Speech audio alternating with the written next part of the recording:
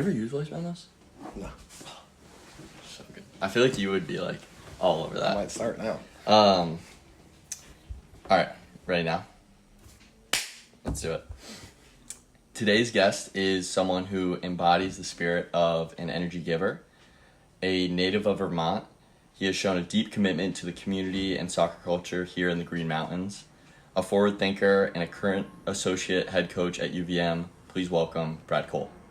Thanks for having me. Yeah, let's do it. So we were just catching up about UVM and kicking off the conference playoffs, America East starting next Wednesday, for you guys at least. But yeah, what's top of mind there? Yeah, I mean, we figure out our opponent on Saturday. UMBC plays Binghamton. The game is in Baltimore, so we'll be watching that, and then that's Saturday at 7. Whoever wins, we'll instantly start preparing for them, and in the meantime, we'll just be staying sharp. Awesome. Yeah, no, I'm excited to watch the Wednesday game at home. We wish we could have we're taking it one game at a time, but we wish we could have had the home field advantage for the final. But either way, it's gonna be fun to watch. So I just want to jump right into UVM soccer. Mentioned you're the associate head coach here at UVM. So how does the UVM soccer culture compare to other schools you've coached at? So you coached at Cornell and Portland, and obviously you're involved with the youth here. But specifically, how does it compare to other schools that you've coached at or played against? I remember last year you mentioned how Cornell would like really revel in the fact that not many people would actually come to the games, and it was a really tough environment to play in. Is it in Ithaca? Mm-hmm. Yeah. Yep. So it's like, I don't know, end of fall, probably not the nicest weather, a little bit gray, not a great atmosphere, but they really reveled in that. And then Portland had and has, that supporters group, and it's, I think, known in college soccer as having a very, very solid fan base. So you've got a diversity of experience there, and I'm just curious how you think UVM compares and what makes it what it is. Yeah, I think first and foremost, all those locations are somewhat isolated, so they share a similarity in that. I think UVM is a little bit different with the players that we recruit. The philosophy of the team, we can get into detail with that. I would say all the teams do have similarities. Mm-hmm. Cornell and UVM probably being the most similar in style of play, both very physical, combative, aggressive teams. Portland, we played more of like a possession-based style, still pressing, but more possession-based. Yeah. And so specifically here at UVM, like what makes us really special, we have a really good combination of local talent, local New England talent. We have some players from across the country, and then we also have some of the best international players that play in college soccer, I think, play for our program. And then when you put all that together, it's a pretty special recipe. I think as well here, we don't have any professional sports in Vermont. Vermont Green has done a good job in the summer for USL2 of kind of bringing in more engagement with fans, but we're kind of the only show in town. At UVM in the fall as well, we're the only male sport that's playing. So, we do get a really good fan base. I think in the Northeast, we have the best soccer culture and fan base in Vermont. Other programs and places can obviously say they're better, but in my opinion, we have the best. Yeah. And I think the community here is like, we try to like embody the community, or we try to like mimic the community with how we build the team. So it's like very community based. We have a really small state. We try to keep a small circle around the team of really committed people on the team and off the team who really want to like buy in and help the group and grow up as Vermont fans or become Vermont fans through moving to this state. And the big thing is like it to us, it means more than just a college program, right? It has to mean more than that. It has to have a special purpose. So I think we really like try to tell that story and get guys that want to lean into that. Yeah, I have a couple of follow-ups there because, well, first I want to talk about potential differences between like East Coast soccer versus West Coast, because you mentioned how in Portland they kind of play a little bit less direct than UVM and Cornell. And I was curious if you saw that as like a trend, like West Coast play a little bit prettier soccer, and then East Coast a little bit more direct, physical. I'm sure a lot of it has to do with like environmental conditions. So that's the first one that we can touch on. And then the second one has to do with recruiting. You talked about how like you really want people who are bought in and really about the program, but we can talk about that after. First, let's touch on like the potential different play styles. So I think that's interesting. Yeah, I think if you go to any region, you know, if you go to Europe, let's just use Europe as an example. If you go to different countries in Europe, like every country has a unique style. You can find teams within those leagues that break the rule, but in general they have more of a unique style. They also have different referees that like ref the game differently. Even if you watch like today in the Champions League game, like I was watching Arsenal. I'm an Arsenal fan. Arsenal Inter Milan, like the Milan team did a phenomenal job of drawing fouls that in the Premier League probably wouldn't be fouls, and it was absolutely winding up the Arsenal players. And like the game was in Italy at the San Siro, like you got to get used to that type of thing, right? So I think when you travel around the U.S., you know, you get a similar thing where each region's like its own country in a sense of their style of play. You know, for the Northeast, for example, like you can try to play pretty soccer, and plenty of teams do. But I think as well, like growing up, a lot of times you're playing on grass. Now, like at least for me, now there's more turf fields, but made it really hard to play good soccer in the winter. So I think that has an impact on like, hey, let's, you know, teams would be like, hey, let's have like a style of play, and then you get to playoff time, and it's like, oh, the field's frozen, and there's an inch of snow. Yeah. Like, you know, you want to have a game plan that's gonna win in playoffs. Right. And so you recruit a certain type of player that's going to be successful throughout the season. As well, I think that, environmental conditions play an impact. Like, where are people from? I think a lot of players, like in Southern California, have different heritage and different like cultural upbringing that has a different type of soccer than we do. And that's great, you know, but it's just, you end up with different people that play soccer in a different way, different values of what they see in the game. I think at Portland, like we did a good blend of that. We had like some very smaller, really technical players, good in pockets. We had more powerful guys in wing positions who could run. We had center backs who could head the ball. Like we had a really good combination. On the West Coast in general, I found that like teams did play more, especially at the youth level. In college, like in the West Coast Conference, what I found is like the teams at the top of the table were doing that, and the teams at the bottom of the table were playing really direct still and subbing a lot. And you know, there's always teams that break the rule, but I think stylistically there's definitely massive differences. And you know, if you're recruiting, you can also go to certain areas to find certain types of players. Yeah, that's interesting. What about, do you think you mentioned the subbing, do you think the college subbing rules caters more to more direct teams? Yeah, probably. I mean, I would not necessarily direct, but like up tempo. Like I think if you're in college, like if you're a college coach and you can sub more, like it inherently means that you can press more or play like a faster tempo. Lots of times when you say faster tempo, it means like more running, more direct. Those can go hand in hand. Right. But I think in general, for me, like I just think it means you should play at a faster tempo, or you can play at a faster tempo. But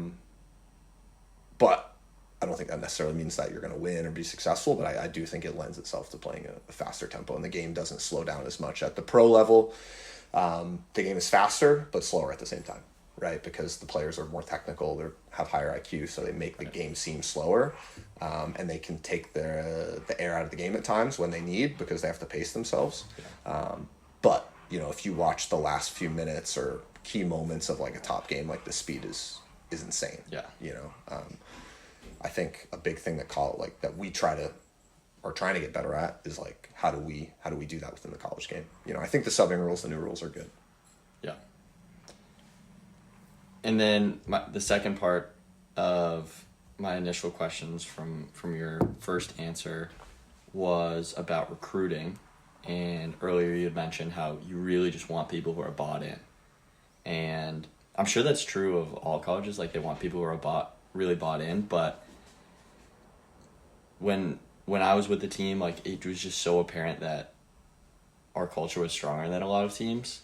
Like I like to use the UCF game as an example a lot when I'm talking about this, because UCF was like such a talented team, like really talented players, and we went down to Florida, and from my perspective, we won like based on culture.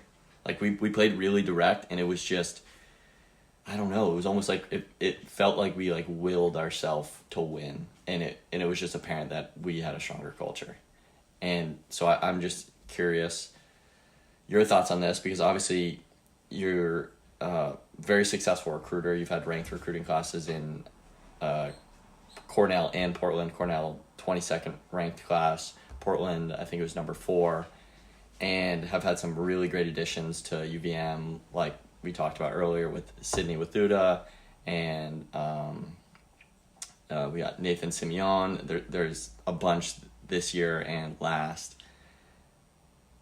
How do you do that? How do you screen for character? How do you make sure the players you're bringing in are going to be bought in? Yeah, I think the most important thing is having emotional intelligence, and just being able to like have genuine conversations and kind of understand people's character, body language, the way that they carry themselves. Like at the end of the day, like you have to make a judgment call and a bit of a gut decision. Obviously, you got to call their coaches. You got to watch their games. If you can, watch them at training. Talk to them as much as possible. Meet their family. And I think a big thing that I've learned is like I've recruited plenty of players that also didn't pan out how I thought they would. And I think the biggest thing is like every time that happens, for the most part, you can look back and see some red flags that you overlooked. And I think as you get older, like what? Just maybe the way they treated their family on a visit and communicated with their parents, or maybe their work rate, in a game, or maybe throwing their hands up at a teammate. Like it could be small things.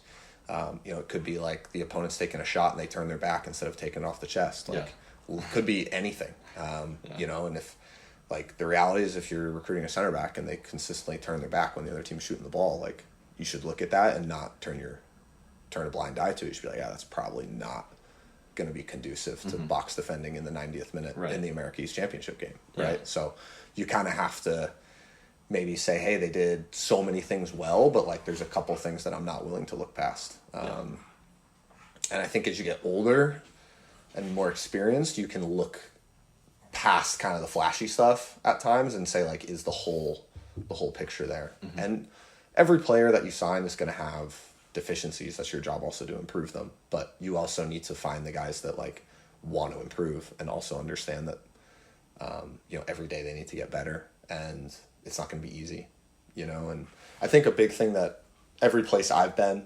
the coaches have never promised playing time to any recruits. I think that's an important thing. It's like you're going to get what you deserve. You're going to have to earn everything you get, and whatever you do, we're going to ask for more, and I'm pretty transparent with telling people that. And if they're up for that, like, you just got to be honest. And if they like what they hear, then they commit and they come. And generally, just being transparent is like a good way to screen people out. Some people are like, yeah, I'm not up for that. Like, I want to play right away, no matter what. Okay. So into place, a lot of people too, like, they want to go to the next level and play professional soccer. And that's an important part of the recruiting process, is first proving that you've recruited players who have done that. You've developed players that maybe weren't a 5-star recruit into that level. But also having them understand that like the most important thing, if you're going to play on a team that I'm a part of, is that we win championships. Like if we do that, like guys are good enough to go pro. And through that process of developing a top team with top players, like guys will get what they need out of the experience individually, but the sole goal at all times for everyone has to be to win championships, win trophies. And that's why we play sports, in my opinion. Learn lessons, obviously, that are going to help you in life and to make a career out of it and all these things, but like we're here to win trophies. Everywhere I've been, that's been the objective, and we go into every game trying to win. And so making sure guys understand that, and that might mean you're on the bench for some games, right? But still being bought into the team ethos, that's like highly, highly critical when you're recruiting, is figuring out if guys can buy into that. Yeah. What about players that are older, like grad transfer? I know we've talked about this before, that don't have as much time to acclimate to like the culture, but a lot of times those are,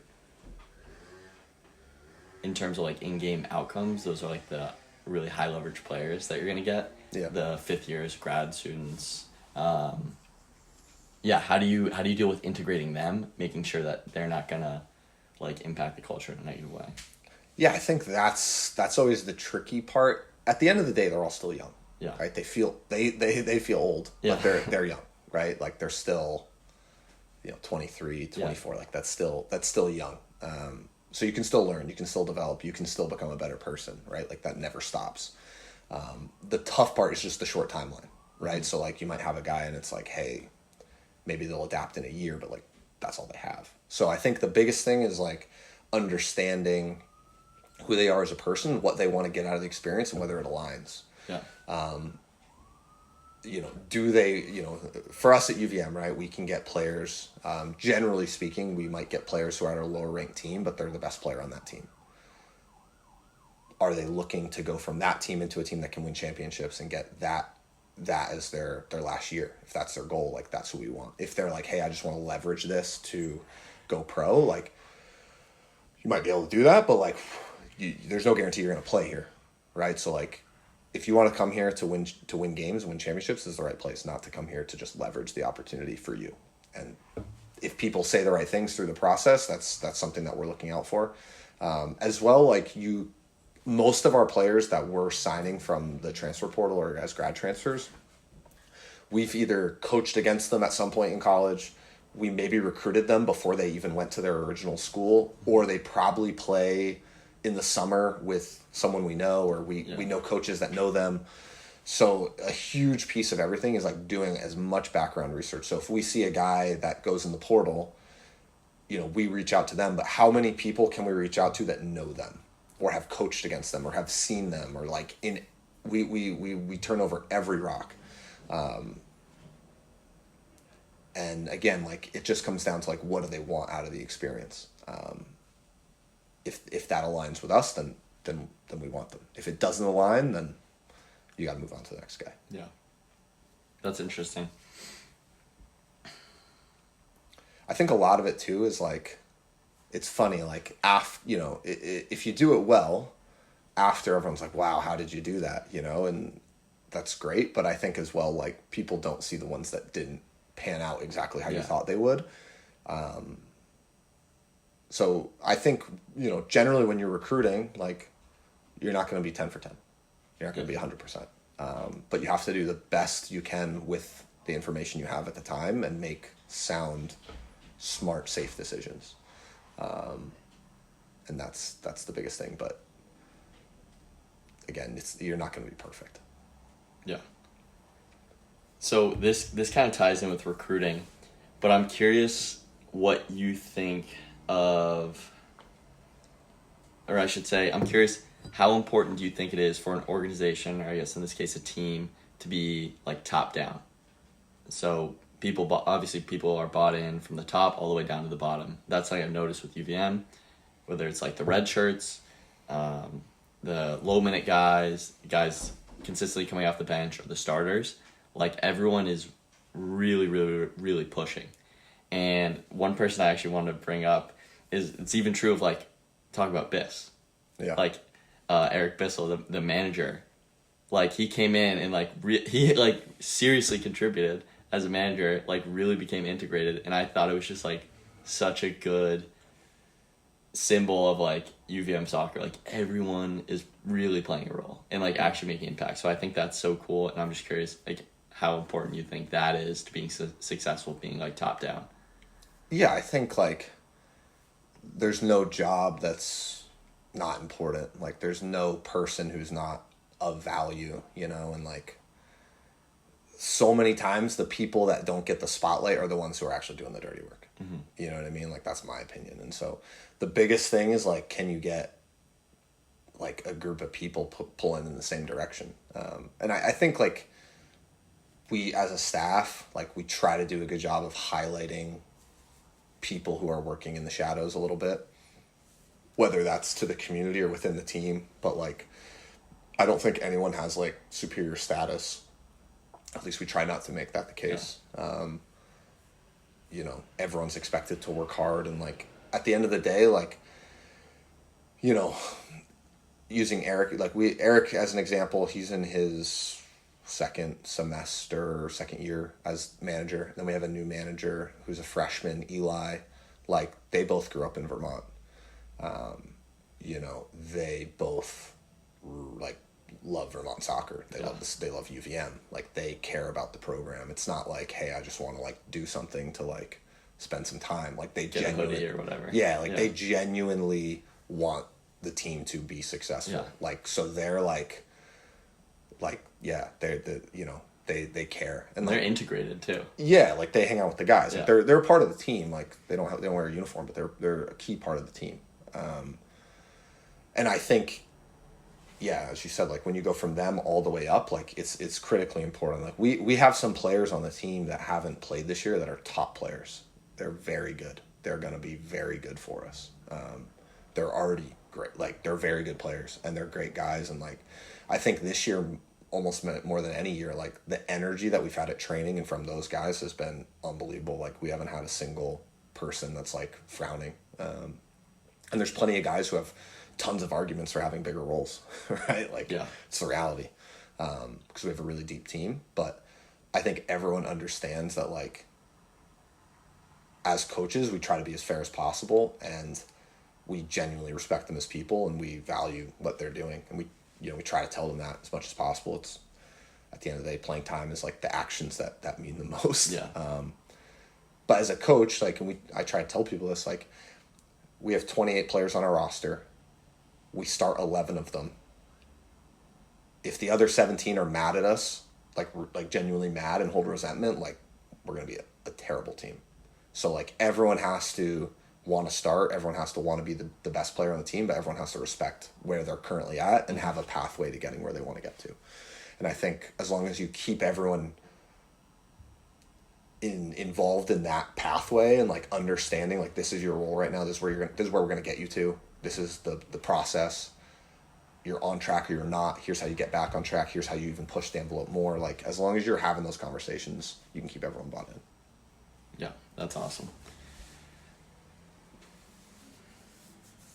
So this is kind of tied in with culture, I guess more so with play style. Vermont, historically, very direct physical team. With the capacity to like really play with the ball, but the true identity, I would say, is more direct, very physical. So how do you balance trying to like evolve with the game? Because obviously the game's always changing. The college game, I feel like, is historically pretty physical, pretty direct, but the game is always changing. How do you balance trying to evolve with the game while also trying to stick with what works? Because obviously you've found success in recent years, both with UVM and your past teams. And a lot of times I think when you find something that works, that gets you, deep into the postseason, you want to kind of stick with it, but things change and you need to adapt. So how do you balance that? Yeah, I think like you 100% have to evolve at all times. I think the principles of how we play and the core values of what we're looking to get out of the players has been the same since I was a player. So in 2010, that was my freshman year. We were a tough team. We were fit. We were tough. We were huge. I'm 6'1", and I was like one of the shorter players. Like, we were aggressive, physical, like all that type of stuff. And we're definitely still that. The things we've had to evolve is we have to be better in possession of the ball. But our objective as a program is that every single, we've been playing that way for 30, 40 years. Yeah. Our objective is that every alumni who watches us can still connect to the basic core values of the team, but then also understand that every year we're evolving in different ways. We try to be a pressing team, but some games we need to play mid-block. We try to be really good in transition, but some games teams play a 5-back low, and we have to have a lot of the ball, and we have to be better at breaking teams down. So I think the evolution over the last few years, it's more about how other teams are setting up to play against us in really different ways. And some teams are respecting us a lot. Some of the big RPI games we have, it's like we just got to go toe-to-toe, and it's like both teams are pressing each other and trying to keep the ball a bit. So we just like, there's so many different teams in college soccer and so many different styles that we, to dominate and to win, have to also be adaptable at times.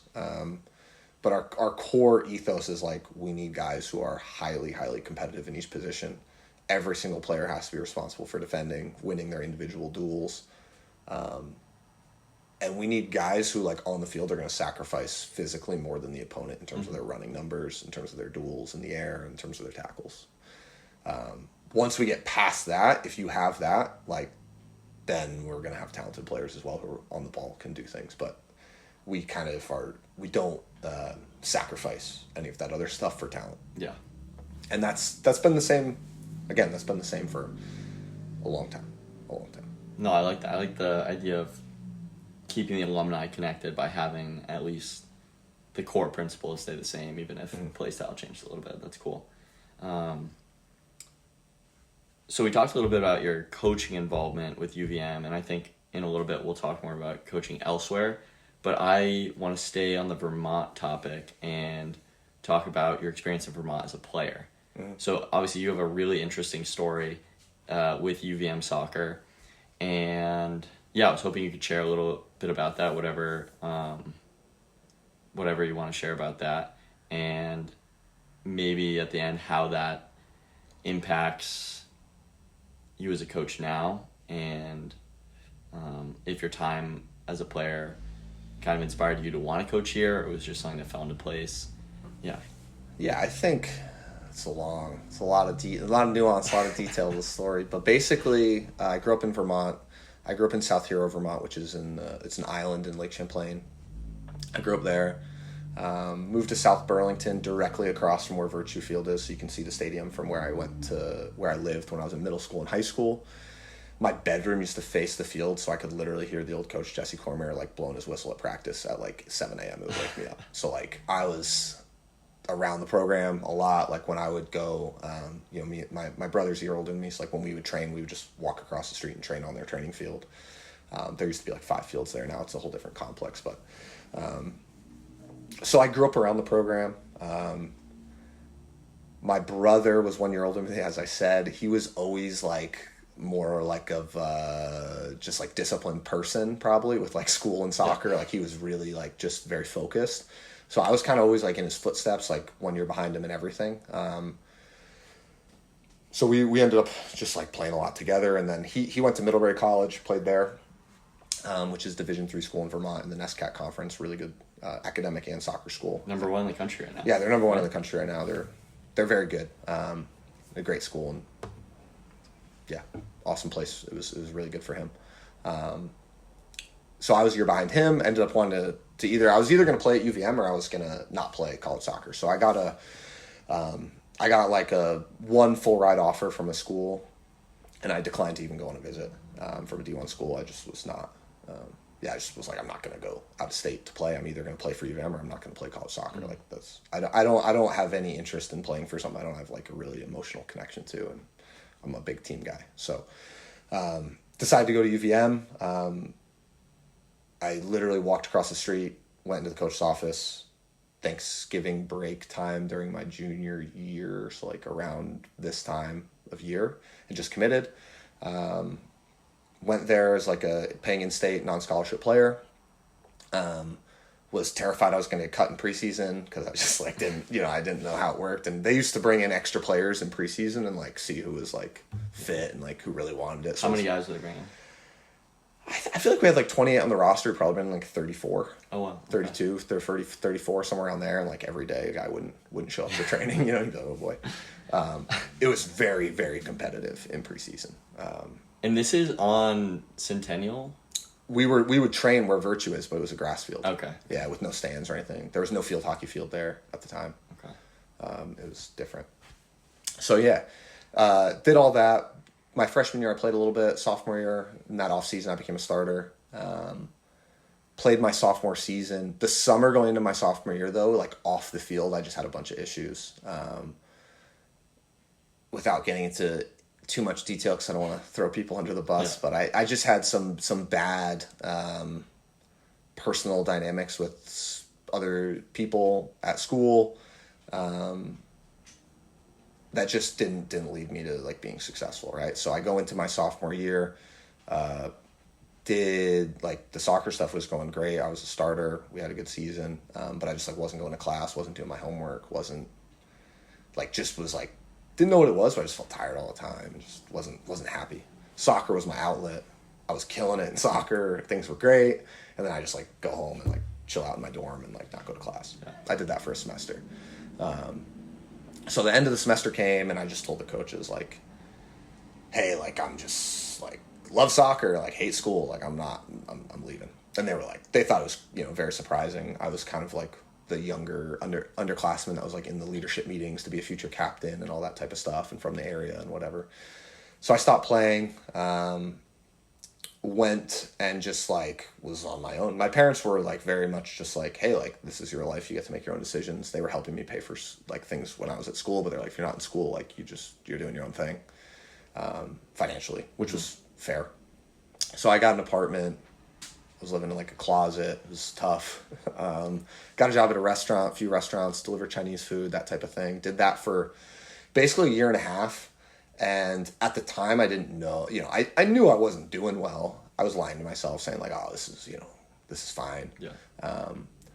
But I kind of like, I was just like super depressed. I had like clinical depression. I ended up at this job and kind of some of the people that had sort of sent, you know, basically I'd lost a lot of trust in a lot of people close to me and didn't know where to turn and just turned inward, you know, which wasn't a good decision looking back. But I was working this job and one of those people that I didn't have a good relationship with, we'll just leave it at that. I didn't, you know, want to see that person. They started coming into the place I was working.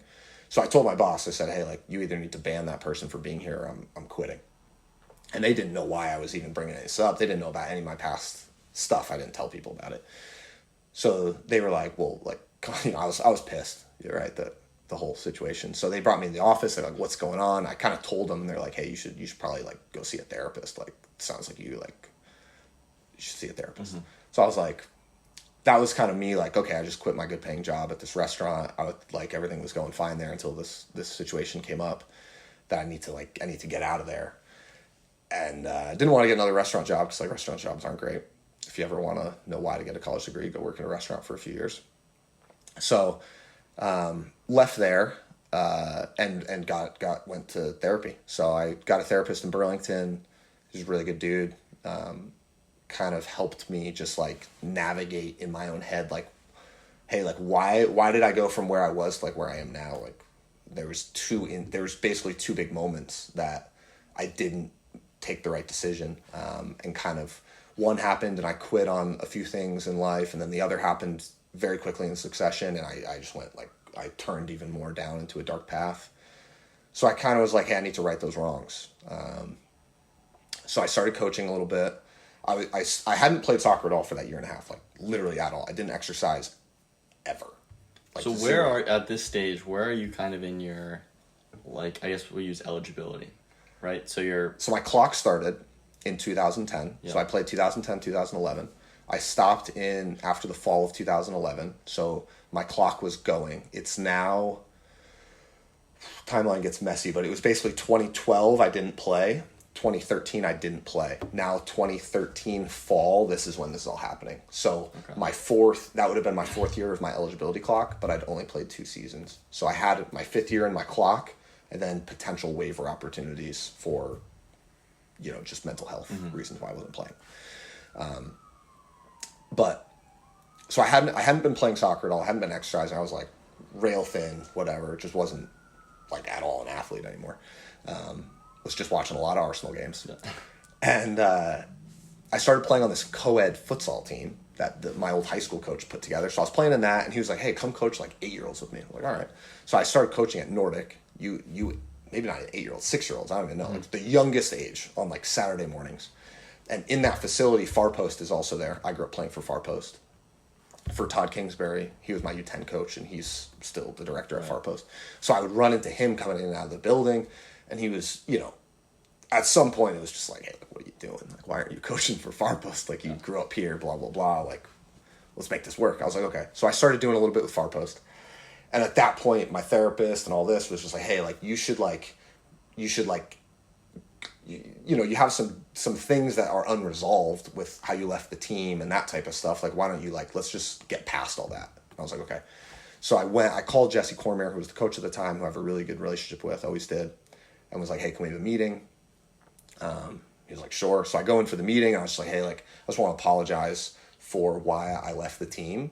I told him in the end of year fall meeting, hey, I'm leaving the team. And he was like, hey, take 2 weeks and think about it and come back. And I just didn't go back. Like, I was like, this is a finite conversation. Like, I'm done. Yeah. And I left. So I went back and just apologized for not following back up and just telling him like it was a concrete decision. And I told him why. I'd never told him why. And basically I'd had, through no fault of my own, falling out with a teammate who we don't need to get into, but I think was of low character. And so that kind of made it so I didn't want to tell the coaches. I didn't know what to do. I didn't know how to navigate it. So I kind of just explained the situation, like, hey, that happened, then this other thing happened, and I just was like, didn't know who to talk to, and I just went into a downward spiral. And I feel really bad about it because I let the team down, and I know I let you down. And he was like, well, first off, like, you should have just told me that. You know, I wish you told me that because we could have helped you get through it. And I was like, yeah, I know. And then he was like, but if you feel so bad about it, why don't you come back and play? And I was like, well, like, I don't know. Like, I don't even know if that's an option for me. Like, am I eligible? Like, my sophomore season, I failed. I took 4 classes. I failed 3 of them. So I'm like, dude, I don't know how this is like gonna work. And he was like, so that was the first time I met Rob Dow. Rob's sitting in the corner, and Jesse was basically like, Rob will figure it out. Like, Rob was the assistant? Yeah, Rob was the assistant. Okay. And I'd never met him, but he's like, he'll figure it out. Like, we'll do it. So I basically left that meeting and was like, cool, I'm gonna make this work. I forget what it was, but I was on it. I had taken a leave of absence. I didn't get kicked out of school. I took a leave of absence. So I was eligible to just start classes again. But I think I had to take 24 credits in the spring, which is 8. It's a lot. Like, it's a lot.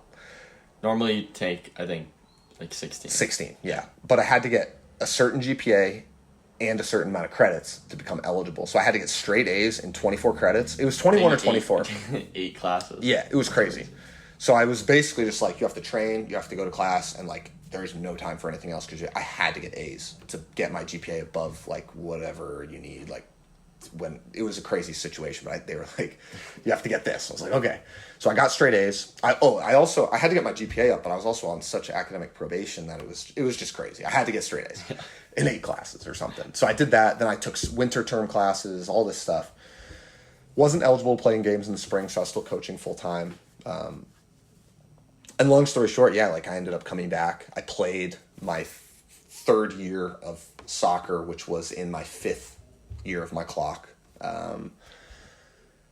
And yeah, in preseason going into my senior year, I was named a captain. Jesse named me a captain, which was great. I was very thankful for that and wanted to help the team do whatever I could. And then, yeah, transition that into like having a good senior season, I thought. And I think, from then it's just been trying to keep going.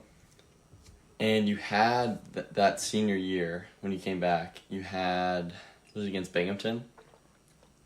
Like, was it like where you scored? Yeah. Penalty. Was that to go into playoffs?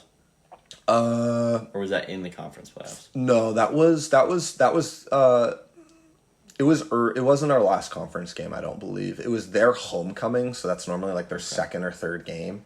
But yeah, it was like they had like a packed crowd. And I think it was 25 seconds left in the game. We got a penalty kick and scored. It was a good one. Awesome. Yeah, it was a good one. So when Jesse asked you to come back, did you want to come back? I hadn't thought of it at all until he asked me. But when he said that, you were... When he said, do you want to come back? I said, yeah, let's do it. Yeah. I honestly, I didn't think that he would want me back. I was more just like trying to get like, based on the conversations I was having at therapy, it was like, I just need to like go back and just kind of like heal these old wounds, resolve it, have a good relationship with Jesse, someone I respect a ton, and just wanted to like have that conversation to get past it and move on and move on with my life. I wanted to get into coaching, but probably at the youth level at that time. And I just wanted to like mend the wounds, of like just letting down the program that I cared a lot about. So it was really just that. I had no intention of playing before I went into that meeting. And I did not think that he would offer that at all. Yeah. And then when you came back, was there any pushback from the players because you had been gone? Or And how much clarity did they have on like what was going on? And then, yeah, was it hard to reintegrate like into the team? It was. I think that the players had an understanding. It's not like I I don't walk around telling everyone the story, Yeah, right? yeah. So it wasn't like I'm like telling everyone.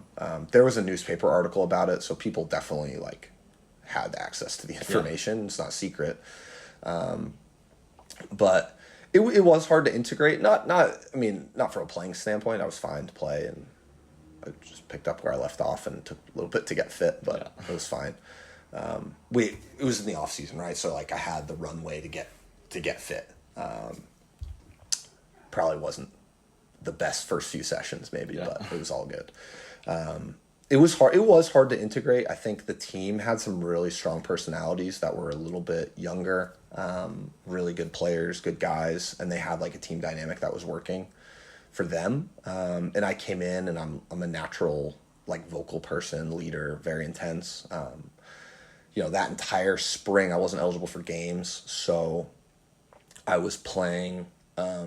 Most trainings like in what would be the second team, scout team, if we were prepping for a game, and I didn't like losing, so I definitely had. I was like trying to win against the starters at the time, and sometimes that rubs them the wrong way. Yeah. Also, I was also like very hard on guys that weren't performing on the second team to the point of beating the first team in training. Yeah. So I think I enhanced the training. I also it got heated at times. But looking back, like that's what I'd want from anyone that we have now. And it's why Jesse wanted me to be a captain once I was then eligible to play in the fall. He was, could see that I was just making everything as competitive as possible and giving my all, even though I couldn't play in games. But it definitely was something that, I think people didn't, I didn't have a personal relationship with them, but I was coming back as a mature, older guy who was trying to be a leader. So it definitely was, it was a challenge for team dynamics at times. Nothing crazy. But yeah, it wasn't like easy because all the guys that I'd come in with had graduated. Mm-hmm. And then all the guys that were a year below me, a few of them had left. That whole group wasn't fully intact still, but I still knew some of them. Pretty new team. Yeah, it was new to me. It was very new to me.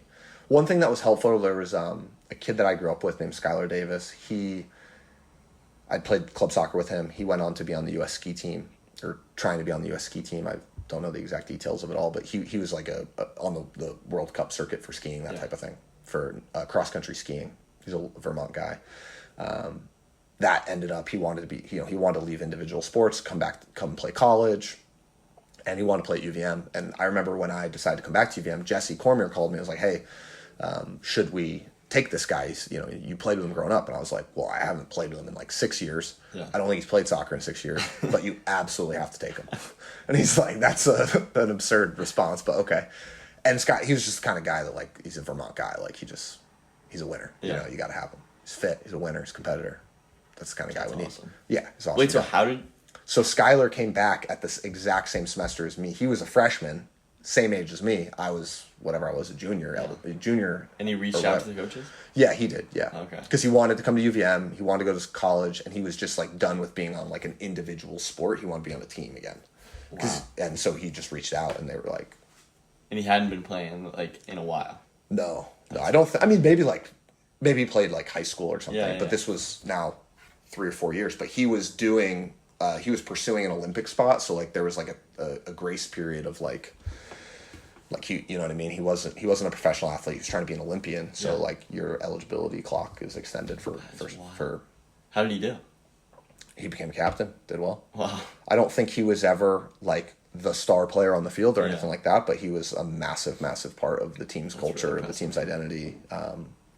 He had a huge impact on teams that won championships at Vermont. That's pretty cool. So yeah, but anyway, him, like me coming back, like him and I were really good friends and stuff. So like it was helpful to come back with him, and have someone on the team that I was very close with for a long time. There was also Connor Leland who was there, who was he had been the backup goalie when I was a sophomore, local Vermont guy that I grew up with, really close friend, and he was the goalkeeper at the time, so that was really helpful.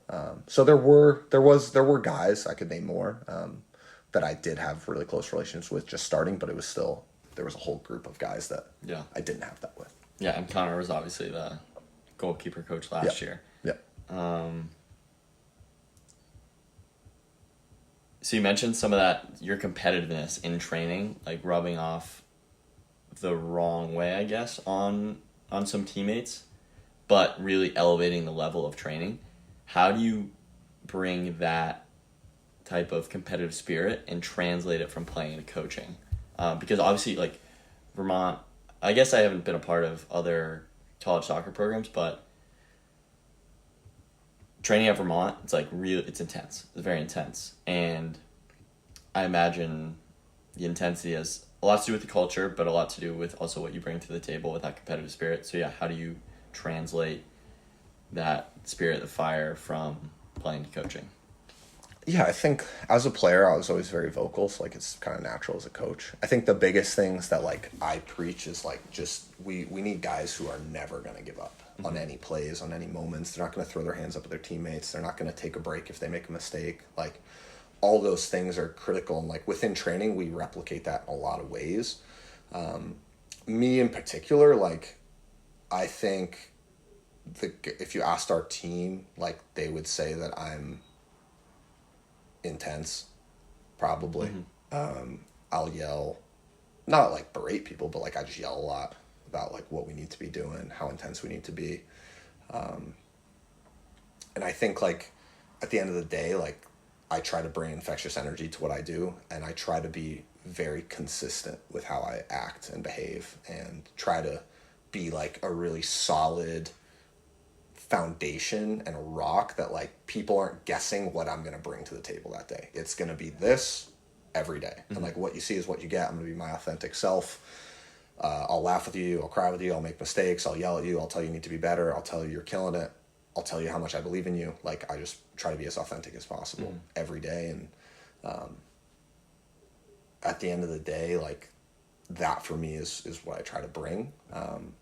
Rob does a really good job as well of like he makes sure it's intense, right? Like I've been other places that are like that and other places that aren't. I've played on teams and stuff that aren't like that, and I think for us, like it's who we are, it's our identity. It's tough for guys at first, I'd say, but I think it shows in the developmental path we've had for certain guys who, whether they don't play a lot as a freshman or redshirt as a freshman, and they end up getting drafted, or guys who maybe they don't get drafted, but they're key players in championship winning teams. Or maybe they don't even play a lot, but they just are so, like, they're just glue guys. Like, they're the loudest guys on the bench. They're the guys at training on training group days that are pushing the level. Like, we try to hype those guys up, you know, and I have so much respect for those guys. Like, it's obviously great when you're talented and things come easy to you, but the guys who, like, put in the work, like, that's who I want to be around. You know what I mean? And, that's just huge for me. And I try to like make sure those guys know they're valued and why they're valued. Well, yeah, no, I think like from when I was on the team and looking at it now, like I love seeing the Vermont bench, especially at away games, because just how loud it is, everyone's standing. And I think that's such a cool part of the culture, and how hard like the red shirts work. It's just like you come in and you have to kind of adapt. That's the expectation. You kind of have to adapt to that expectation that even if you're guaranteed to not get minutes as a red shirt. Like the guys last year I was so impressed with, the freshmen that were redshirting, because they showed up like they were competing to start. Yeah. And those guys this year have been very impactful. Yeah. You know what I mean? Like it's not words. It's hard in the moment to be like, hey, like you're on the right track. Like you're just not playing right now. Nash, Peter. Yeah, like they've been key players who have stepped up in big games and big moments, and like that, you know, they might play, then they don't play the next game and they're still ready, right? Like they're just ready, and their role's going to keep growing. Oh, just a second ago you mentioned energy. Like bringing an infectious energy into training, which I like can attest, it's definitely something you do. You also have this, we're gonna have to get the correct name of it, but this energy cycle diagram in your office, and I think you recently posted it to your coaching Instagram. Mm-hmm. Can you tell me a little bit about that? What does it mean, and how do you apply it to your day to day? Yeah, it's called the Betari box, Betari box. It's just like a sports psychology kind of diagram. I have a master's degree in sports psychology, so it's like I just like to read books about it. Basically, I'm not trying to flex, but yeah. I like reading books about it. And the biggest thing I think I can do is be infectious with my energy and make sure that guys like see positive energy coming from me. So basically, what it is like your actions, and your behaviors influence your like mentality, right. And then that has an impact on the next person, which has an impact back to you, and it's like just a cycle. So like whatever my actions are and my body language is, like it projects onto you, and then whatever yours is projects back to me. And so if we can have a group of people who are constantly thinking about that and constantly giving infectious energy to someone else, like it just creates this really infectious environment. And for me, like what's critical is that all the guys are really thinking about how their actions affect other people and how do they enhance the group. And I think in life as well, like that's critical. Like for me as a person, like with my friend groups and whatever, like it's hard as a coach to have like big friend groups because our schedule's strange. But like people who don't bring that positivity and the right energy and the right way of life, like for me at least, like I cut them out. Like I don't have time, and I don't want to make space for people who aren't on the same path that I am. Mm-hmm. And that path is like constant improvement and being positive about everything as much as possible. And there's plenty, everyone has those people in their life that don't bring that and bring them down. And like, for me, it's again, like I understand how people's behaviors impact my well-being, and their body language and their energy and just the way they are impacts me. And I do everything I can to put myself around people who are bringing the right things to the table. I like that. I think, yeah, you are the company you keep. Yeah. And it's a real thing. And like, as you become older and you can become a bit more selective of who you're around, like it's critical that you're real about that and that you understand how people affect you. Yeah. That's something I've been thinking about a lot, is like how just like your belief, and actually me and Bozzy talked about this too, about how your belief impacts your reality, and like how you think and what you say like really does affect like physiology, like science behind it, affects like the chemistry in your body. Like is your brain releasing more dopamine or more cortisol? Like how you think actually affects that, and then affects how you feel, and then that just affects like subtly how you act, and people feed off it. So I totally agree. And are there any other like kind of major themes or takeaways from what you learned getting your master's in your sports psychology that you like really apply to coaching? There's a ton. Especially with individual like development. Yeah, there's a ton. Like I used to be much more I used to have less empathy, I'd say. A lot less. And I think as well, like the biggest thing is like I don't know, I try to understand what people want and then help them get to where they want to get to. It's not about me. Like if I can give more and understand what people want, I can help them. And there's tons of books and different techniques and different things, but the most important thing is that people, they have to know that they can be vulnerable around you. They have to know that they can be their authentic selves. They have to know that you're not going to judge them.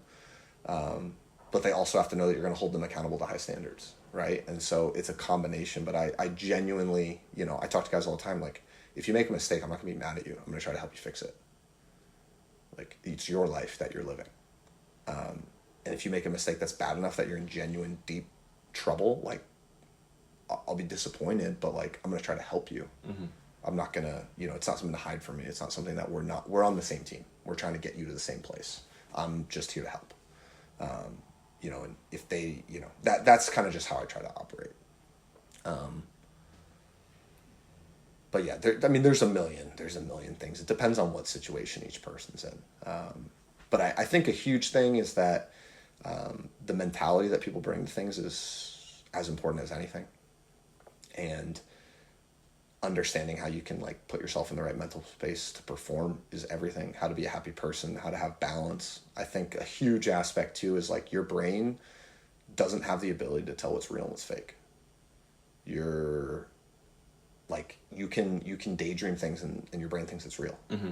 Right? And then your consciousness tells yourself it's fake. But your brain thinks it's real. You can visualize things and your brain thinks it's real.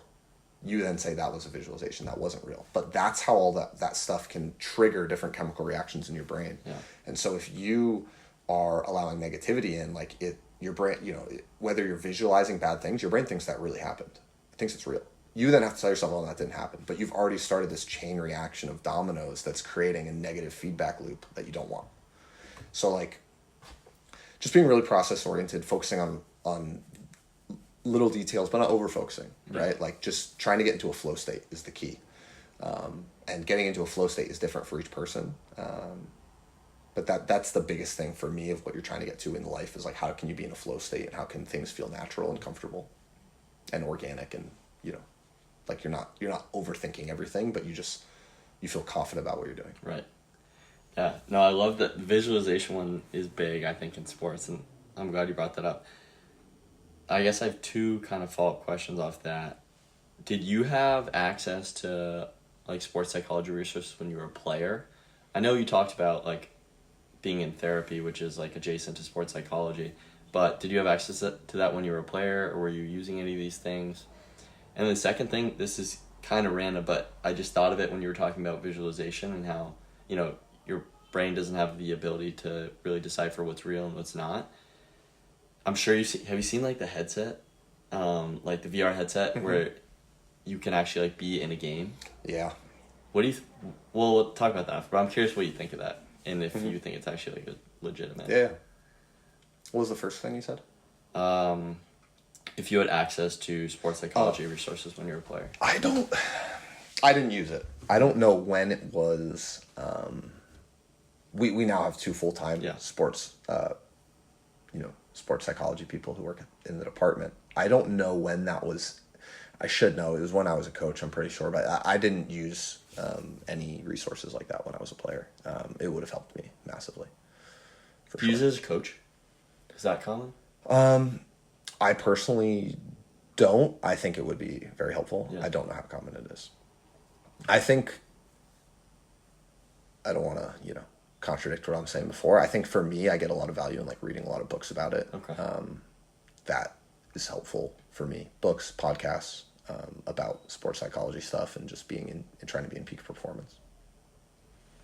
And then what about I think it's called like Be Your Best. Be Your Best. Yeah, I think, look, I've never done it personally. I think that it could be helpful. I know there's people that do it and they will say like, hey, in this situation, like this is what the field's going to look like when you pick the ball up and this is what you're going to see from defenders. Like, I think it can be helpful, but I also would be afraid that it's over coaching at times and like creating just too much noise. Yeah. Like, I think a lot of people overcomplicate soccer and, getting players with VR headsets like regularly. Like I maybe that will become a thing. I won't be the one trying that out to figure it out. It wouldn't surprise me if it became a thing. I think for just like scanning, it would be so good. That's what I would want to use. Yeah. I mean, I don't know. Yeah, no, I was just that just popped in my head when we were talking about the visualization. Yeah. Okay. I guess this is sort of tied into sports psychology, but how do you really cater your coaching and your individual development to the player? Like, how do you find what makes each player tick, and how do you change your kind of how you approach coaching them? Like, some players you need to yell at. Some players you need to like be a little bit softer with. Like, how do you gauge that, and what does that look like? Yeah, I think the first most important part is that you're authentic to who you are. So if I'm acting fake, like whatever I'm doing, it's not going to work. Yeah. So I have to be authentic. Like as a coach, what am I good at? I have to bring that to the table. Then I also have to understand that like that needs to be tweaked slightly for different people. There's not a manual for it. There's not a handbook. I think the best coaches are good at it because they have good emotional intelligence and they can figure it out on the fly, and you have to have a good gut instinct for it. And I don't think I think it's something you can get better at, but I think it's also something that like you have to do, and you have to learn. You have to acknowledge when you failed and when you didn't handle situations right, and then you have to do it better. For me, it's like you have to understand where a person's motivation comes from. If you understand why they're doing, what they want to get to, you can then help them get there. If you don't know what motivates them, if you don't know why they're doing what they're doing, like a lot of times, like people are like, oh, I want to be a pro. The question is why? Why do you want to be a pro? You want to get rich? You want to be famous? You want to just keep playing football? Yeah. But why? Why do you want to be a pro? That's important. You know what I mean? Certain people would say, because I'm broke. My family's broke. And this is what I'm good at. Other people will say, it's just what I do. Yeah. Other people will say, I like competition. Other people will say, I want to be famous and get rich, right? It depends. But the players you're coaching need to know why they're doing that, why they want to be a pro. Same with winning a championship. Why do you want to win a championship? Why do you want to work this hard? Why do you want to do this? Like, why? What motivates you? At the basic level, for me, I think it's the same for everyone, but you have to figure out what it is. I think for everyone, it's so they're proud of themselves, right? That's the reality when you boil it all down. But people get pride through different things. And so what is the thing that's going to give you pride in your own personality, in your own person? What is going to make you feel good about yourself? Being a professional soccer player, being a champion, being whatever, like that, you're going to get to the top of that mountain and there's going to be another one right in front of you. Yeah. Right? So like, what is it about all of that actually makes you proud to be who you are? And once you figure out what that is, you can help the person attain it. And that for me is what I try to figure out, and then try to help that person based on what that is. And again, it's not about me necessarily like creating that for them. It's about genuinely figuring out what do they want, what motivates them, and why. And then, how do we get there? Like for me as a coach, I want to be proud of myself, obviously, for having good relationships with the players and helping them get to where they want to get to. That's what gives me pride, is helping others. As well, I want to make Vermont, as a Vermonter, a household name and a national champion. That would make me proud as a person, but also I know it would make my family proud. I know it would make my youth coaches proud. I know it would make my high school coaches proud. I know it would make everyone in this community proud. And that is what motivates me. Every person needs to find that. And once you do, you'll have an unbreakable energy. And it's not going to stop. You know what I mean? So, that is kind of how I try to do it. Yeah, I like that. Two things that you just mentioned at the end there were about like making the community proud, and I'm actually kind of forgetting the first part. But with the community part,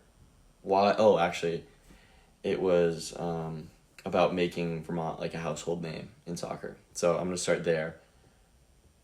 I think my theory is with like Vermont's recent success, I think it has some to do with that it's not a brand name school. So I think when you're a brand name school or team or whatever, you probably will get like the most talented players, but you might get the most talented players who want it for the wrong reasons. Because they have a platform, and those schools might have the Instagram and this. And Vermont is like, or as of late has been one of the top teams performance-wise, but it's still kind of under the radar in terms of like not being a brand name school. And I feel like that honestly helps your case getting those like high character guys, Yeah. because they're going there to win. They're not going there for like any type of clout or the Instagram, like all that. So are you worried, or would you be worried if Vermont were to become more of a brand name that you would kind of lose a piece of that? No, I mean, it can always happen, but I think like we're aware of who we are. Yeah. I'm very aware of who we are. Rob's aware of who we are. Like our staff, like everyone understands what we're trying to accomplish is difficult, and we're going to be the underdog no matter, you know, whatever happens this year. Like we're still going to be the underdog next year. You know, that's just the reality. And you're 100% spot on. If people want to go to the place with the best facilities in the country, they're not going to come to Vermont. If they want to go to the place with the best budget in the country, they're not going to come to Vermont. If they want to go to the name it. Yeah. If they want to go to somewhere where there's the best people, they'll come here. Yeah. That's my opinion. If they want to go somewhere where they get, the best community support, they'll come here. If they want to go somewhere where they have authentic relationships, they'll come here. If they want to go somewhere they can compete and win championships, they'll come here. And that's what we sell. You know, that's our pitch. That's our recruiting philosophy. And people know that, right? Like they understand that. But we're going to compete. We're going to win a lot of games. We're going to have a really good community atmosphere around the team. We're going to really care about each guy individually. Like the people make the place, you know, and that to us is what we're trying to do. And I genuinely think we can provide the best collegiate sports experience in the country. That's what we're trying to do. And, you know, you can go somewhere that has millions and millions and millions of dollars, and it's inauthentic, in my opinion, at certain times. And that's not what we're doing here. But we're able to compete with any team. Yeah. No, I like that. And, no, that's something I thought about a lot. It's just like, even though, you know, you've done so well to like get to be like consistently ranked, consistently in the tournament, it's still like, for whatever reason, not, I don't know, I feel like it gets a little bit overlooked, but like you said, I think it actually, you know, serves the team well and serves the culture well by being like a filter almost. Mm-hmm.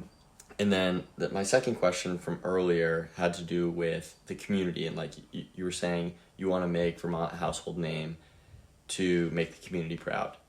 And it is clear that like the community here, I feel like, cares about the team a lot more than in other college teams. Part of it, only Division I team in the state. Part of it, only men's team in the fall. Also consistently successful. But like, other than that, why is it that Vermont has such a strong soccer community? And it's not just UVM. It's like there's a really strong soccer culture, especially in Burlington or Chittenden County. Yeah, I mean, there's always been a lot of club teams. Like, for the amount of people who live here, there's a lot of club teams. I think that has an impact. Like, kids are playing at a young age. We do a really good job with our camps of getting young kids on campus in the summer around our players. And people in the community, like, if you are in Vermont, like, you're a fan of UVM. You know, we have a built-in natural fan base who's like a captive audience. They have nowhere else to go. Like, it's here.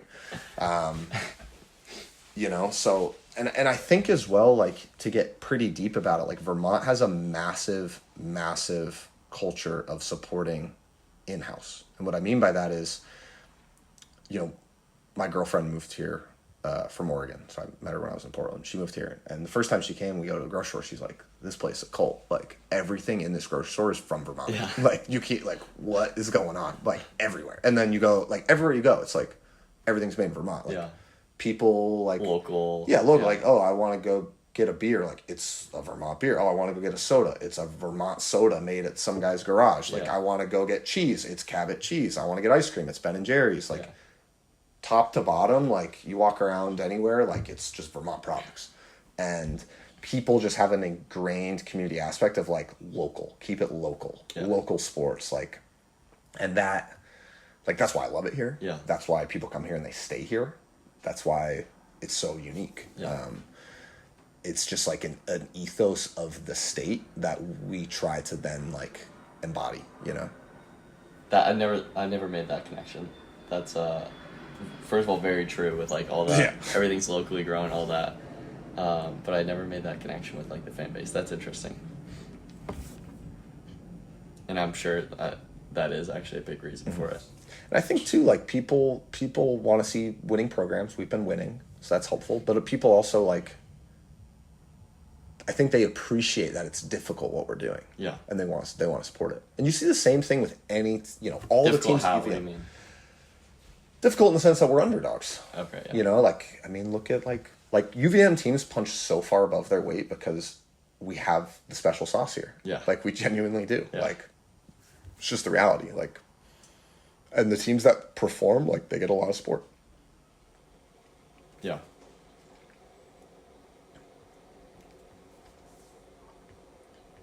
I'm just trying to think the direction I want to take it now.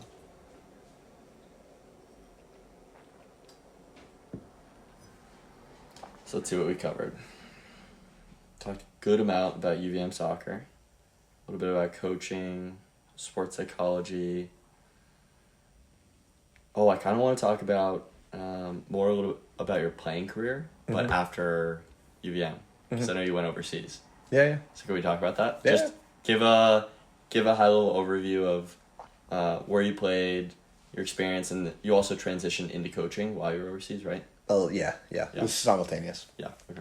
So I finished my last year of eligibility playing at UVM. That was 2014, fall 2014. Fall 2015, I was a graduate assistant for the team. That was because I had some classes to make up. So that was, I was an assistant. We won the conference championship that year. It was awesome.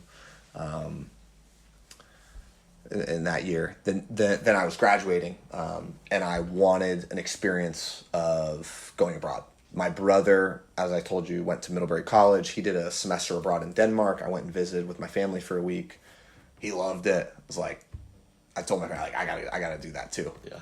I couldn't do it like in a semester abroad as a Division I athlete. So when I graduated, I was like, hey, I want to figure this out. So through Far Post Soccer Club, we had connections going on tours overseas. So I kind of used one of those people who was connected doing tours, met with him, and kind of said, hey, can you connect me with a club where I can go coach? I just want to work and coach. Wasn't going to play. He set me up with Crew Alexandra Football Club. They were the only... It was between them and Bolton Wanderers. Oh, wow. Bolton, I forget what happened, but I think they fired the coach like 2 months before we were going to go. And they're like, yeah, like, it's not the place to go. They're in their like relegation zone. And I think they were going bankrupt. It was crazy. It was like... Oh, my God. The two clubs were basically two clubs with no money who were like, we'll take free help from an American kid. So I was like, sweet. And Crew is one of the oldest teams, right? I don't know if they're the oldest, but they're one of the best youth academies. Okay. Yeah, I can get more into that. It's an incredible place. So I went over there, and basically 2 weeks. So I was training with the team a lot when I was a grad assistant. Like there, I was thrown in sessions, just like hyping up the scout team, playing a lot. And so I was going over there. I hadn't played games in a while, other than like men's league and co-ed. And 2 weeks before I got there, the contact I was using was part of the company that we would use for tours. The guy who owned that company bought a team in the Welsh second division that was going bankrupt. So he called and was like, hey, like, I know you played in the U.S. I have no idea about U.S. soccer, no idea about the level, but like Division I sounds good. Yeah. I'm coaching this team that we're like going to go bankrupt. So we need essentially free or very low pay players. Would you come over and like, would you be interested in trying out? And I was like, yeah, sweet, like, let's do it. Like, who's going to say no to that? Like, I have no idea what I'm getting into, but like, yeah, I'll go to preseason. So I, tried to get fitter, went over, tried out for the team. I had a little bit of like a hip flexor, trying to get fit too quick, like real fit for preseason. And meanwhile, so I had a little injury going over there, so I didn't play well for like a month. And then eventually I like got into the team and was a starter for a lot of stuff. I was the captain. They rotated the squad for a Welsh Cup game, so I got to be the captain for a game, which was very cool. Awesome. It was like, it's just a cool experience. And ended up playing like a good amount of games. it's like it's like very physical, direct league. Some really young players, some average middle-aged players, and then some really top-class older guys who are like retired from pro and they're just like doing this Yeah. for fun, who are like high 30s. So it was a once-in-a-lifetime phenomenal experience. Coaching. Basically, I'd go into crew. I was living in Chester, go into crew in the mornings, spend the day at the academy, mostly shadowing and helping with the U18s, but also I went to every first team training for the whole time. Oh, wow. So I got to watch all that. Had full access to the academy. Yeah, like just unreal experience. Yeah, like, you know, on the bench coaching against Liverpool 18s, on the bench coaching against Manchester City's U13s,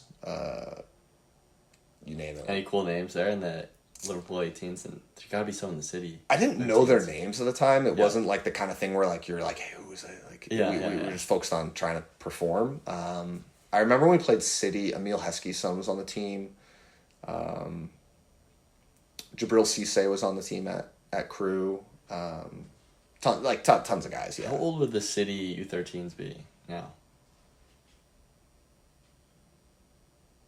18, 19. Okay. I was like Cole Palmer? Yeah. No. I mean, there were some good players, but they were good. They were. I mean, it was unreal. Like we went to Etihad campus and played there. And that's awesome. It's top class. That's top sweet. Class. So that was kind of like very high end youth academy football. Went to a lot of first team games for crew. You know, sat right behind the bench type deal. Wait, so you said before you got the opportunity to actually play, you were with crew and you're training with them, or was that? No. I was in the U.S. I was set up to go to crew. Yeah. To be a coaching intern, and just help them in any way I could, yeah. and just engross myself in their academy, and learn anything I could.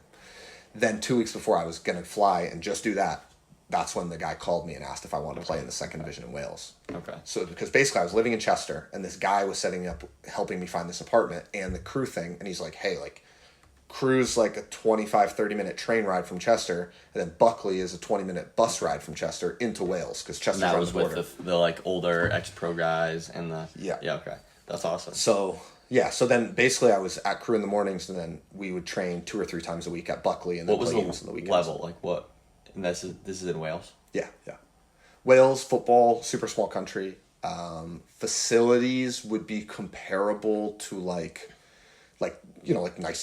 nice or average grass fields, longer, but good, like not Premier League quality, obviously. Mm-hmm. Not like top tier, but like if you're looking from a college standpoint, like a lot of the grass fields we play on in the Northeast would be comparable. You know, just whatever you think of, but pretty much everything on grass. Very direct teams, not overly fit, very physical. Tactics, not a big deal, like just pretty straightforward, like blood, sweat, tears, get the job done type Brexit ball. Like, and wait, what division in Wales was it? Second tier. Okay, division. wow. Yeah, so that wasn't pro? No. In Wales, there's not, like the first division, some teams are pro. The top team is called TNS, the New Saints. Okay. They win every single season. They're full pro. They play in Champions League and stuff. Every other team is kind of just trying to catch them. So that's like the really only like legit pro team. So TNS is in Wales. TNS and Wrexham historically would fight for players. So that would be kind of the level of where TNS was at the time. Wrexham at the time. So it's funny, the Welcome to Wrexham show. When I was there, Wrexham was in the dumps. Everyone in North Wales where I was at was Wrexham fans. So I went to a Wrexham game when they were in like the demise of the club. That's wild. Phenomenal. Like, it was such a cultural experience. Like, the fans were just so mad at the team, and it was like doom and gloom, and it was very unique. So now it's funny watching that show. Yeah. But awesome. Yeah, that was the era I was in. Yeah. That's sweet. All right. So we talked a little bit about like that energy. I forget the name. What's the energy cycle diagram again? Betari box. So we talked about that, and I guess we've kind of touched on your life philosophy a little bit. It seems to center like around like being your authentic self and trying to have really positive people around you and cutting out the negativity. Do you have any other like major life beliefs or I guess, yeah, philosophies that you've taken away from soccer specifically. Like, for example, if you're going to, like, this is one thing I kind of picked up from soccer is whatever you do, you have to do it with conviction. So, like, if you're going to play a ball across the middle of the field, like, you're the left back, you're going to play it, swing a ball across the right back, like, you have to do that with conviction because that's a dangerous ball. Mm-hmm. If you don't do it with conviction, you half-ass it, it's going to get picked off and they're going to be on a breakaway. Mm-hmm. So something like that as an example. Is there anything, and it doesn't even have to be inspired by soccer, but I think it'd be nice. I think in general, I'm a big advocate for discipline. And discipline to me means that everything you're doing has a purpose and a reason why you're doing it. Mm-hmm. I have goals in life, and every decision I make either brings me closer to those goals or further from those goals. And that's just how it works. It's binary. And so in general, I try to make more decisions that bring me closer to my goals and make less decisions that take me away from my goals. Yeah. And that sounds simple, but that's the way the world works, and that's how I try to operate. I think as well, I understand myself enough to know that being disciplined also means taking vacation. It also means chilling out. Yeah. But if the vacation you're taking doesn't mentally recharge you so you can be better, a better boyfriend, a better coach, a better friend, whatever, then it wasn't a good vacation. Right? So, like, if you want to go out on the weekends, which is normal. Yeah. How does that also impact your long-term goals? Does it help you because you need to have, a good time and, like, just kind of let go of some stuff and take stress away? Or are you using it as a crutch because you have problems? Like, whatever the case may be. I think having discipline doesn't mean that you're always just locked in and so rigid, but it also means understanding everything you're doing, what's the purpose of it, and does it help you with your long-term goals? And for me, it's about cutting out as many of the things that are negative as possible. And then I have negative habits, obviously, but understanding that they're in check and that they actually just help me unwind, or they help me, just chill out, whatever the case may be, and knowing that it needs to be in moderation. So discipline, making the right decision more often than making the wrong one. Yeah. Yeah, no, it honestly can be hard. I think the other thing, too, that I've found, especially in coaching, is, like, I try to be as honest as possible with people. And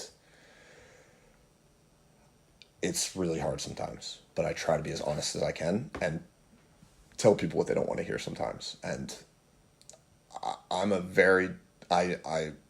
do that with my bosses. I do that with the people below me. Like, I'm not an easy person sometimes to deal with because of that. And I'm fine being wrong, but people will know what my opinion is. And I've always been like that. And I think it's actually made me a good assistant because I will tell the head coach if I disagree with them, but I also tell them, and they know that, like, any decision they make, I will back 100%. Yeah. And I will never compromise the decisions that they make to anyone else. But people will know what my opinion is at all times. Was that always the case, or is it more so with Vermont because you already had, like, a personal relationship with Rob? It's always been the case. Yeah, it's just my personality. Like, I've always been difficult. Yeah. And I say it's difficult. Like, I'm not someone who just does what I'm told. Yeah, no, it's uncomfortable, but it's productive. Yeah, and I'm someone that if someone asks my opinion, I'll tell it to them. And then, again, like, I'm totally fine being wrong, and I don't make the last decisions on things, right? Like, I'm not the head coach, so it's important that the head coach knows my opinion so that they can make an educated opinion. And, like, everywhere I've been, the head coaches have been really good. So, like, I trust their judgment, but I also want them to know my opinion and why I feel a certain way. And then, again, like, I'll back any decision they make. They're in their position for a reason, and I know my role. Awesome. I think this is my last question. Coaching wise, you talk a lot about, like, goals, wanting each decision you make, or at least more often than not, to make the right decision, making sure that decision is actually serving your progress towards your goals. In 5 years, where do you want to be as a coach? It's a good question. I mean, I think I'm in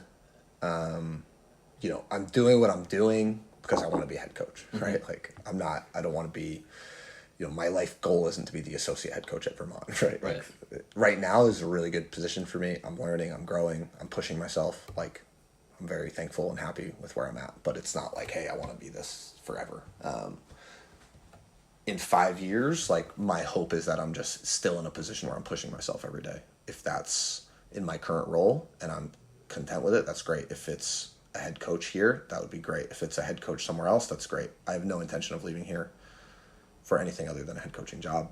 I'm really happy here. So we'll see. I never would say, like, I need this job or that job. Like, my objective is, like, to continue to be growing and competing at the national level and just, like, in a good environment with good players and, like, good people. And as long as I'm in that type of community, in 5 years I'll be happy, and that's what it's about. But my objective in life is I want to be a head coach in college. That's kind of like probably the next step for me.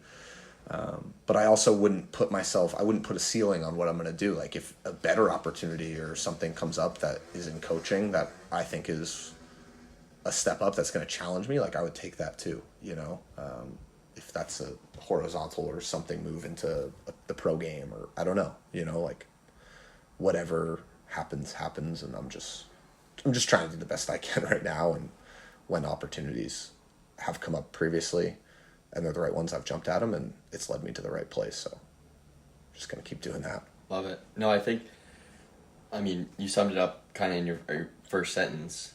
Where you want to be in 5 years is somewhere where you can still learning, still growing, which is a major theme of this kind of podcast. Why I wanted to have you on is you're really focused on your inputs, your controllables, which I think is, like, it's the only way you can, like, really be ambitious and stay sane. Mm-hmm. Because if you say, I need this outcome, I need 10 goals, I need all this, like, you can influence those things, but you can't control them. Mm-hmm. So your internal emotional state's going to be real turbulent if you're relying on these outcomes for your self-esteem, your self-worth, and all that. And it's clear, like, you're so inputs focused, so team focused, that you're able to be really even keel. Even though you're high energy, but you're even keel. And that's one of the things I admire about you. One of the big reasons I wanted to have you on, along with some of your other attributes, which are controllables, like perseverance and selflessness, which really tie into your story as a player at Vermont and is now continuing as a coach. So, yeah, I really enjoyed, like, it wasn't the first time I heard your UVM playing story, but it was definitely a treat to hear it again, and I think it's really, really inspiring, and I think a lot of people will get some real motivation, because that's a real cool journey. Yeah. I think it's, it's not necessarily, it's a unique story, but it's not unique to me necessarily. There's other people who go through it. I think the biggest thing I would say, and I say it to most players I coach, in life and in college soccer specifically, most people that know when to ask for help will be successful and know how to utilize the people around them to be the best version of themselves and use their resources. And I know at Vermont, a lot of, I'll talk to recruits and they'll be like, well, how hard is it? And I'm like, if you want to be successful and you are ever struggling and ask for help, like, you'll be successful. If you hide how you're feeling and think you can do it, solve problems on your own, like, things will be hard. Things can get hard. Yeah. So my advice to anyone listening would be always know that vulnerability is a strength in those moments, and that, like, acknowledging the difficulty is what's going to help you, like, find solutions to get out of it. And for me, it took me hitting rock bottom to, like, kind of get there.